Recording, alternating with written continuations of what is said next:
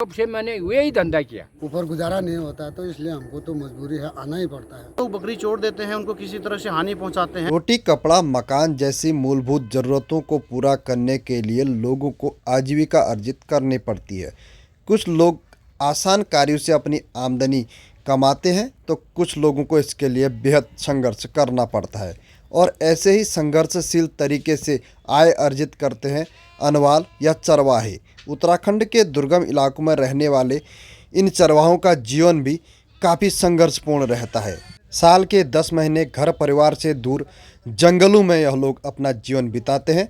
केवल 2 महीने ही इन्हें अपने परिवार के साथ रहने का मौका मिलता है। भेड़ पालन को अपनी संस्कृति का हिस्सा मानने वाले अनवालों के सामने वर्तमान में चुनौतियां बढ़ती जा रही हैं, जिसके चलते इस काम से भी लोग विमुख होने लगे हैं।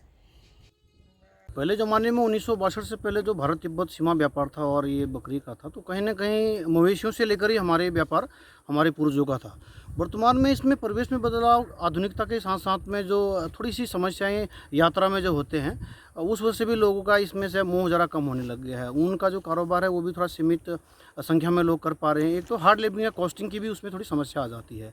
ऊन का जो है पहले से लेकर पारंपरिक कारोबार में जनजाति वर्ग से लेकर जो पहाड़ के अन्य वर्ग है वो लोग इस पर कार्य कर रहे हैं। और ऊन का कच्चा माल जो है सिर्फ हमको मवेशी से मिल सकता है, वो सीप से, भेड़ों से मिल सकता है, जो अलग अलग नस्लों के होते हैं। अब इनमें कार्य करने के लिए सबसे पहले लोगों को जुड़ना पड़ेगा। इसमें आप भेड़ पालन, बकरी पालन के साथ साथ कुत्ते को भी पाल सकते हैं। इससे क्या हो सकता है, आप आत्मनिर्भर बनेंगे, स्वरोजगार बनेगा, इन नस्लों पे सुधार भी होगा। अब थोड़ा कष्ट तो करना ही पड़ेगा।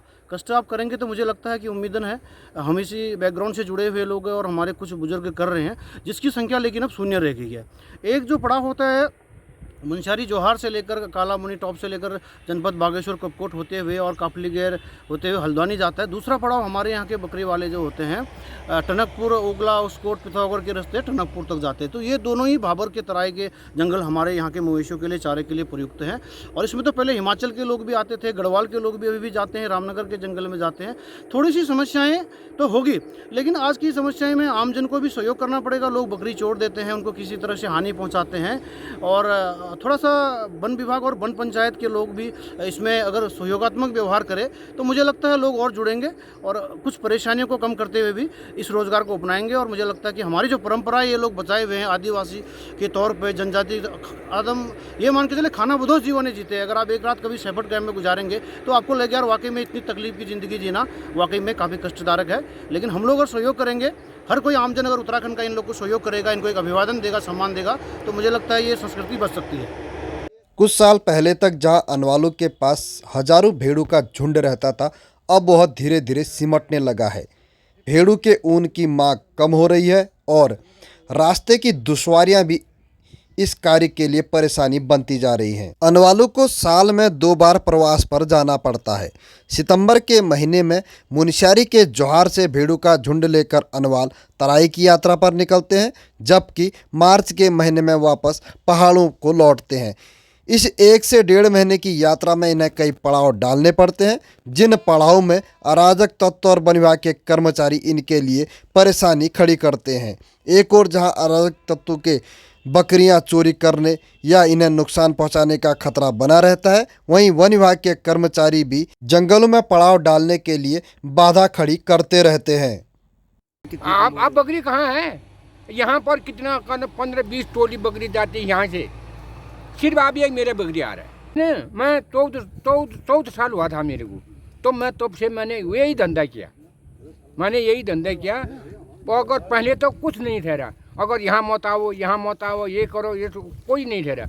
आप देखो कहीं पर अगर बस हो गया जाने का, हमें कोई वही नहीं है, ये छोटी नहीं है। बस ये लाओ, सो लाओ, ये करो, सो करो। परेशानी क्या क्या हो रही है? परेशानी तो वही परेशानी है, सिर्फ हमें जंगल भी नहीं। अगर देखो, अगर सरकार तो दवा भेज रही है, तो यहाँ हमें से अगर 100 रुपये की है तो 200 रुपया ले रहा है। बस यही परेशानी है हमको सबसे ज़्यादा। हमें को जंगल की है सबसे बड़ी परेशानी। अनवालों का जीवन बेहद कठिन है। जंगलों में जगह जगह टेंट डालकर रहना, गर्मी, जाड़ा, बरसात की चिंता किए बगैर रोजाना पैदल यात्रा और जो भी रूखा सूखा मिले उसे खाकर पेट भरना, यही इन अनवालों की नियति है। वर्तमान समय में जिस तरह से इनके सामने चुनौतियां बढ़ रही हैं, उसे देखते हुए अनवालू के इस कारोबार पर भी खतरा मंडरा रहा है। कुछ ही युवा हैं जो इस कारोबार से अब जुड़े हुए हैं। इन युवाओं का मानना है कि आधुनिकता की दौड़ में अब युवा पीढ़ी इस काम में आना नहीं चाहती। शायद वह आखिरी है जो इस कारोबार को सहेज रहे हैं। आज जंगला यहाँ पर आए, यहाँ पर दो सारा 1000 रुपया यहाँ का फॉरेस्ट गार्ड ले गया। कल काफली गेर में गए, काफली गेर वाला ले जाएगा 2 सारा 1000 रुपया। तो आदमी कहाँ कहाँ तक देगा बकरी, तो उसके बीच में ही बिक जाएंगे। इस परेशानी से अब यहाँ कोई नहीं आना चाह रहा है। तो हमारी तो मजबूरी है, थोड़े हमारे ज़्यादा बकरी हैं तो हमारे लिए ऊपर गुजारा नहीं होता है, तो इसलिए हमको तो मजबूरी है, आना ही पड़ता है। तो इस प्रकार से आ रहे हैं। पहले तो 15-15, 20-20 झुंड जाते थे, अब ये हम आ रहे हैं इस रास्ते से। वह हो गया हमको, हमारे बाद लगभग ये छीन छान समाप्ति हो जाएगा।